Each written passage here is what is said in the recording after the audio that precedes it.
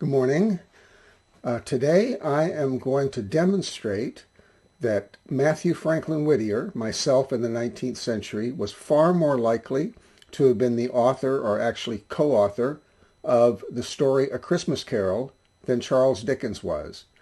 And I'm going to do it without dipping into any of the evidence that I'm going to be presenting in my upcoming article for Real Paranormal Magazine. I've got so much evidence I couldn't fit it all in that article, even though it's a very long article.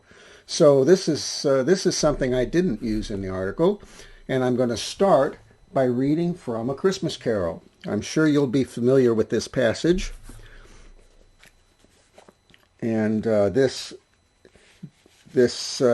establishes Charles Dickens as a social reformer, which he really wasn't. This is not his writing. This is Matthew and Abby's writing. Probably Abby had a lot to do with this one. Have I the pleasure of addressing Mr. Scrooge or Mr. Marley? Mr. Marley has been dead these 7 years, Scrooge replied. He died 7 years ago this very night. We have no doubt his liberality is well represented by his surviving partner, said the gentleman, presenting his credentials. It certainly was, for they had been two kindred spirits. At the ominous word liberality, Scrooge frowned and shook his head and handed the credentials back.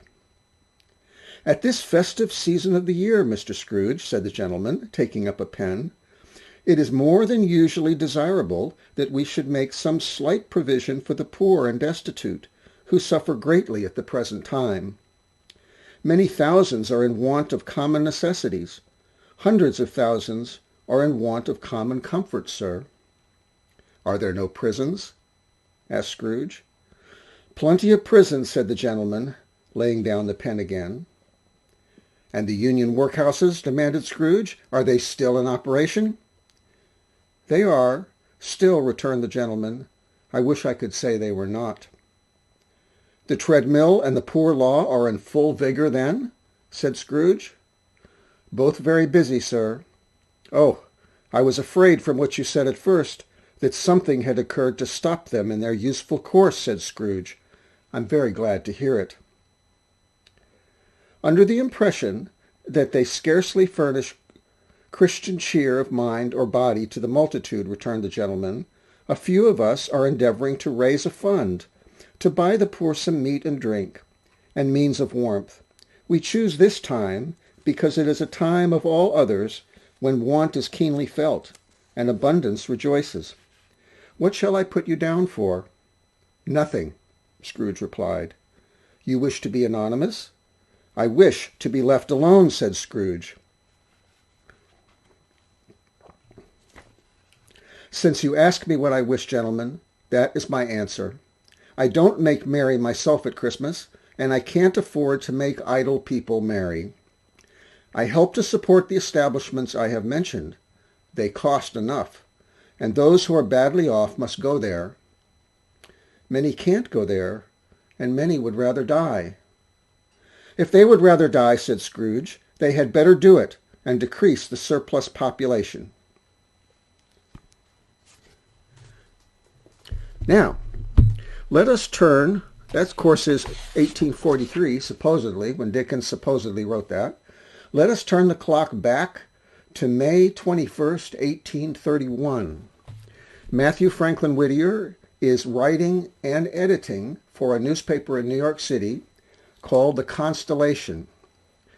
The editor-in-chief and owner of that paper is Asa Green, but Matthew is actually doing the editing, as near as I could tell, while Asa Green is primarily running his bookstore there in New York City.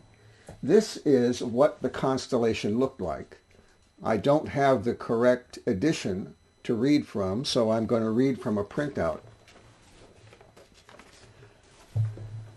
It so happened I was actually going to read something else along with it, and my printer stopped working at the point where I wanted to print something else out. So it appears that this is what I'm supposed to read. Again, this is May 21st, 1831. This is Matthew's writing. It's unsigned, but he's the editor of this paper, the de facto editor. And I'm going to go ahead and read most, if not all of it. It's not very long. Sketches of Inhumanity, or what I have seen. I have seen a blind beggar, groping his way through the streets, no friendly hand to lead him, no friendly voice to warn him of danger, no one to guide or guard his footsteps, but one solitary companion, a dog. The kind offices which man would not render, he has rendered, connected to his master by a cord.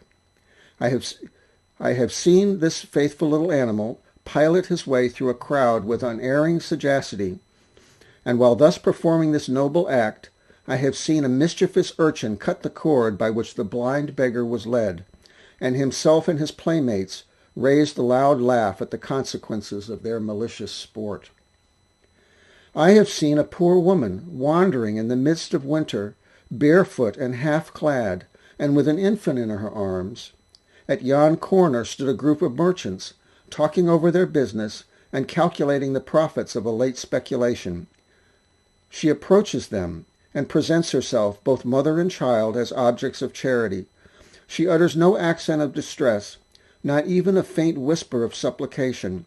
Her lips tell no tale of woe, but her looks, eloquent in their silence, speak a language to him who has a heart to feel, far more intelligible than words. But its appeal is lost upon those to whom it is now addressed.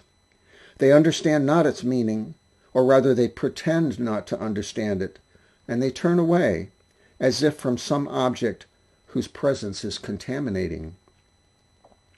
I have seen a carman beating his horse, because the strength of the poor beast being exhausted, he could no longer bear up under his load, but had fallen, overpowered beneath it.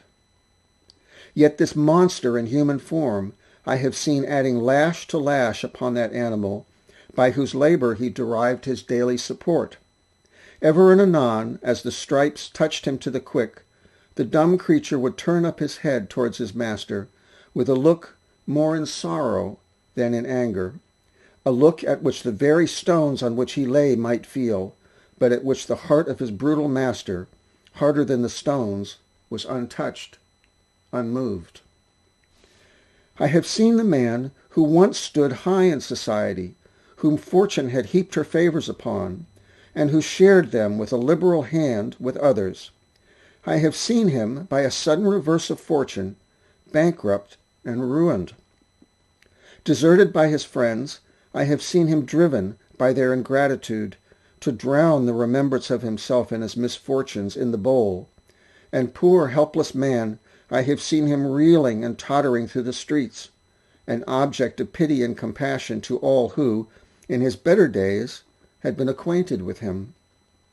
Yet I have seen this man treated with ridicule and contempt, and the eye of scorn cast upon him, and the lip curled in mockery at his condition, by those who, knowing the cause, might have looked with charity upon the effects of this man's calamities.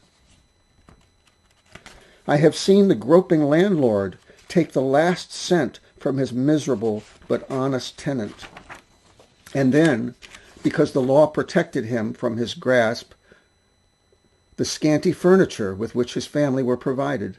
I have seen him cast the father of that family in prison, and leave those dependent on him to wander homeless through the streets. Here, in the gloomy abode of a prison, I have seen this victim of cruelty wearing out his existence, and denied the comforts which the veriest wretch in a dungeon is allowed. Well may we rejoice that the time is coming, nay, is already come, when poor debtors will no longer be immured in the charnel house of a Gothic age, a debtor's prison, nay, when the very name of such a place will no longer disgrace our statute book, nor be familiar in the mouth of men. These acts of humanity I have seen.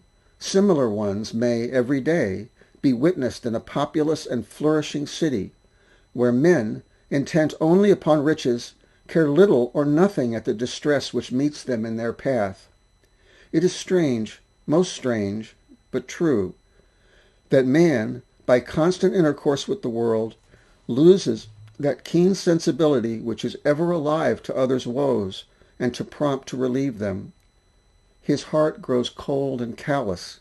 Self-interest dictates his every action. That's Mathew Franklin Whittier in May 21st, 1831. Now I'm going to read to you what Charles Dickens was writing in that same year in 1831.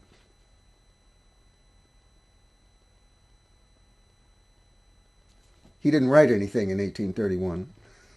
However, if we jump forward to 1833, his first piece is called Dinner at Poplar Walk. And I'm going to read some of this.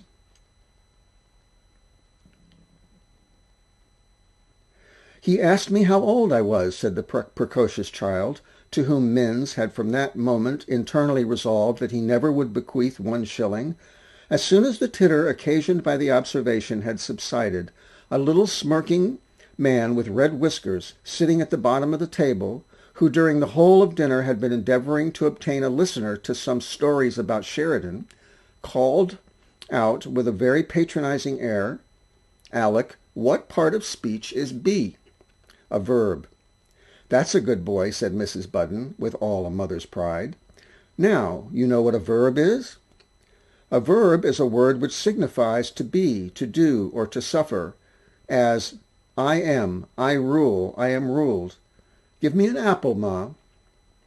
"I'll give you an apple," replied the man with the red whiskers, who was an established friend of the family, or in other words was always invited by Mrs. Budden, whether Mr. Budden liked it or not, "if you'll tell me what is the meaning of bee."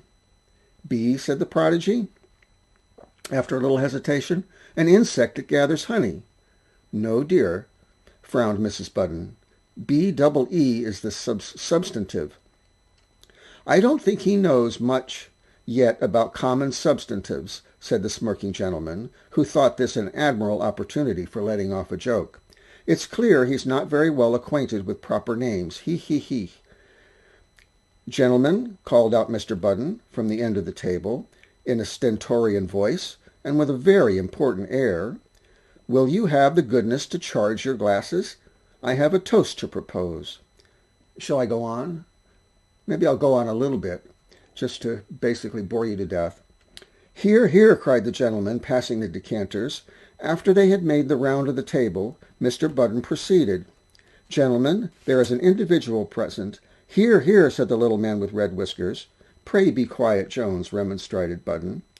"I say, gentlemen, there is an individual present," resumed the host, in whose society I am sure we must take great delight, and the conversation of that individual must have afforded to every one present the utmost pleasure, boring even myself. I won't go on.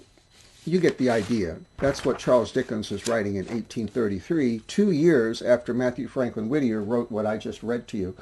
Now, here is a book. It's published in 1834 by Mathew Franklin Whittier. It's anonymous. It has no signature. It was mistakenly attributed by scholars to Asa Green, Matthew's editor, who Matthew wrote. Well, let's go back. In 1832, there was a terrible cholera epidemic in New York City. Matthew stuck it out for quite a while. Finally, he left. I would guess Abby told him, "Get out of there." And he wrote 5 books in the next couple years.